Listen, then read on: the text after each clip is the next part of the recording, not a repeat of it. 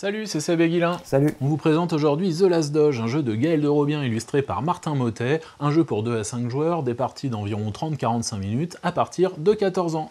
Alors, ce jeu nous emmène dans un futur post-apocalyptique. Notre civilisation a disparu et on est plusieurs siècles plus tard avec des tribus, des gens qui ont basé toutes leurs coutumes et leurs croyances sur les masques du carnaval de Venise. Et ça tombe bien puisque justement la ville de Venise, qui a longtemps été recouverte par les eaux, est maintenant accessible et on va envoyer chacun nos champions pour un petit peu explorer cette ville et y trouver un mystérieux trésor. Seul problème, Venise est défendue par un robot, une sorte d'intelligence artificielle, son dernier gardien, le dernier Doge. L'explication, c'est parti. Donc nous voici dans une partie à 5 joueurs, on a déjà fait quelques tours histoire de révéler un petit peu quelques tuiles. Donc nous avons cette ville composée de différentes tuiles, donc toutes ces tuiles elles ont un numéro entre 2 et 7, il n'y a pas de 7 mais voilà. Ici une des tuiles a été cachée au début et indique la localisation du trésor. On va jouer chacun une faction, donc ici avec un petit plateau qui rappelle les règles et le pouvoir spécifique de sa faction. Et on va aussi disposer de cartes et d'une figurine qui est posée sur le plateau. Le but du jeu va être d'accumuler le plus possible de trophées. Il y a 3 moyens de gagner des trophées dans la partie. Le premier moyen va être de localiser ce trésor et donc de déduire quelle est la tuile qui est en dessous. Le deuxième moyen va être d'explorer la ville et d'y trouver des artefacts, qui sont des objets du passé, qui ont des petits pouvoirs ici et des points de victoire à la fin de la partie, si on les a toujours en sa possession, car les joueurs vont essayer de nous les piquer. Et le troisième moyen, ça va être d'être un petit peu agressif envers les autres joueurs et d'envoyer des menaces, notamment le Doge, contre eux. À son tour de jeu, on va faire 2 actions dans n'importe quel ordre. La première de ces actions peut être d'explorer. Donc quand on va explorer, on va choisir 2 tuiles dans la ville. Donc 2 tuiles qui ne sont pas révélées et qui n'ont pas de figurines dessus. On peut aller n'importe où, mais par exemple, on va prendre ces 2 tuiles ici. Donc on va les regarder secrètement. Par exemple, le 6 et le 7. On en choisit une que l'on va reposer face cachée. On met sa figurine dessus et on va révéler la seconde tuile. Si cette tuile a une capacité, un petit pouvoir ici, on va appliquer ce pouvoir. Donc, par exemple, ici, le pouvoir est de piocher une carte. Donc, il y a un vrai choix à chaque fois de quelle est la tuile que l'on va choisir et quelle est la tuile que l'on va garder. La deuxième action que l'on peut faire pendant son tour, c'est de jouer des cartes. On va avoir donc des cartes dans la main qui sont aussi nos points de vie. Donc, quand on joue une carte, on va un petit peu se démunir pour le reste du tour. Donc, il faut les jouer un petit peu avec prudence. Donc, on a différents types de cartes. On peut normalement n'en jouer qu'une par tour, il y a des exceptions, mais globalement on peut en jouer qu'une. Le plus fréquent de types de cartes que nous avons, ce sont ces cartes grises, qui sont des cartes d'action, qui sont des choses un petit peu génériques. Donc ça permet par exemple d'aller observer une tuile sans la révéler, ça permet d'aller piocher des cartes, donc piquer au voisin, voilà, plein de petits effets assez sympas.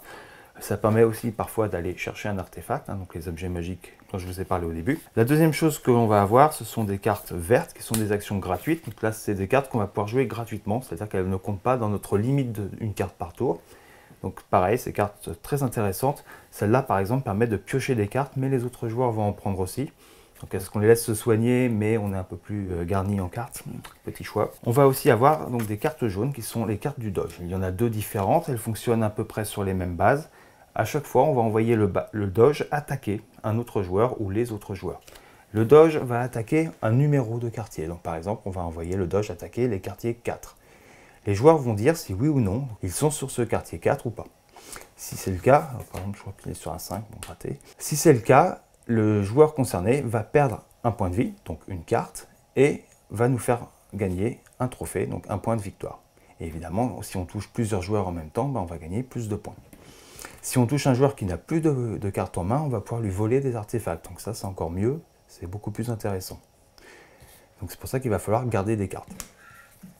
Et enfin, nous avons un dernier type de cartes, qui sont les cartes rouges, qui sont des cartes de réaction. Donc on va pouvoir les jouer pendant le tour d'un autre joueur pour se défendre et éviter, par exemple, une attaque du Doge en bougeant sur un quartier à côté ou des choses un petit peu dans ce registre-là. Donc les joueurs vont alterner des tours jusqu'à ce que l'on atteigne les conditions pour la fin de partie. Celle-ci peut intervenir de plusieurs façons. La première de ces façons, c'est qu'il n'y ait plus rien à explorer. Nous avons retourné toutes les tuiles de la ville et donc il n'est plus possible de faire d'action d'exploration. La partie arrive en fin de partie. La deuxième condition qui peut arriver, c'est que l'un des joueurs a déduit quelle était la tuile sous ce trésor. En début de partie, on a pris une des tuiles de la ville et on l'a mis en dessous. Donc c'est une des tuiles qui va entre 2 et 7. Si on arrive à déduire le numéro et qu'on annonce donc le bon numéro, on récupère le trésor et ça lance la fin de partie. Chaque joueur n'a le droit qu'à une tentative.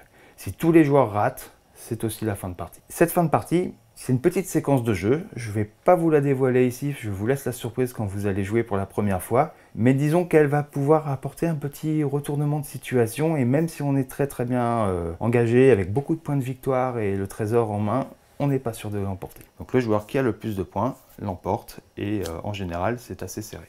Voilà, donc les points clés du jeu sont bien évidemment la matrice originale des tuiles quartier, le système d'exploration, est-ce que je dois aller sur telle tuile, regarder celle-là, rendre celle-ci face visible, également le système de chasse, essayer de savoir sur quelle tuile se trouvent mes adversaires, et enfin un système de double glissing, dois-je tout de suite me ruer pour découvrir le trésor, ou mes adversaires vont-ils le faire prochainement?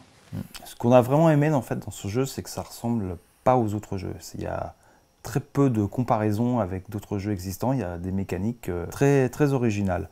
Et j'ajouterais qu'en plus, c'est un jeu très tendu, c'est-à-dire que tu as plusieurs manières de jouer, parce que les tribus ont des pouvoirs différents, mais il y a aussi beaucoup de choses différentes à faire dans le jeu. On peut être très agressif, on peut être beaucoup plus sur l'exploration, se concentrer sur les artefacts, on a plein d'axes différents.